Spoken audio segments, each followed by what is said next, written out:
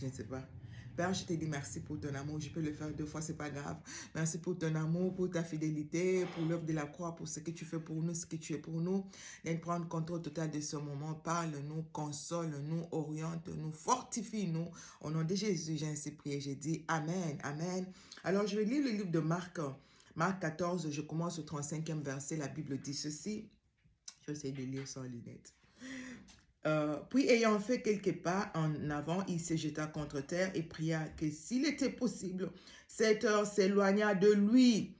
S'il est possible, éloigne la coupe, éloigne la souffrance, éloigne. Mais à la fin, il dit, le 36e verset, il disait, Abba Père, toutes choses te sont possibles, éloigne de moi cette coupe. Toutefois, non pas ce que je veux, mais ce que tu veux. Tu vois, lorsque l'environnement dans lequel nous nous trouvons ne correspond pas aux promesses de Dieu. Ce que tu vis, ce que tu traverses, ça ne correspond pas à ça. On a toujours tendance à changer de langage. On a toujours tendance à murmurer, pleurer. Pourquoi? Parce que tu regardes à la situation.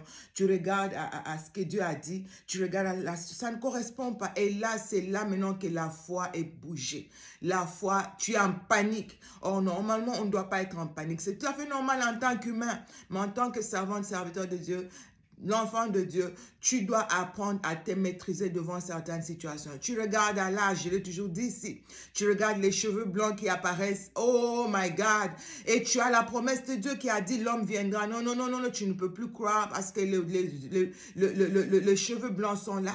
Tu avais un fiancé, toi avancé, toi allais bien, tu avais de l'espoir avant 40 ans quand même, je vais me marier et tu fais tes calculs à 42 ans, peut-être je vais avoir mes enfants et c'est la veille, 40 ans là, le fiancé te quitte. Oh my God. Maintenant tu te dis, je vais encore reprendre, chercher notre fiancé. 5 ans encore, attends, tu pleures, tu es dévasté parce qu'il t'a quitté. Tu regardes la situation, tu regardes à la promesse, it doesn't match. Ça ne correspond pas et tu te dis, non mais je suis foutu.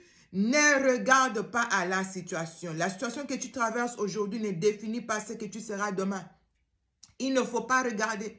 Si tu regardes à la situation, tu vas être affaibli, tu vas être paralysé, tu ne vas rien faire. Moi, je vous ai toujours parlé de moi, des opérations que j'ai subies. Tu entends ce que les médecins disent, tu regardes ce qui sort de toi, tu regardes, mais tu dis, mais il n'y a pas espoir. Mais il faut que tu regardes aux promesses de Dieu.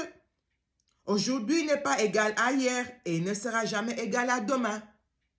Voilà, aujourd'hui n'est pas égal à hier et ne sera jamais égal à demain. Voilà. Je ne regarde pas à ce que je me dis, ce que les gens me disent.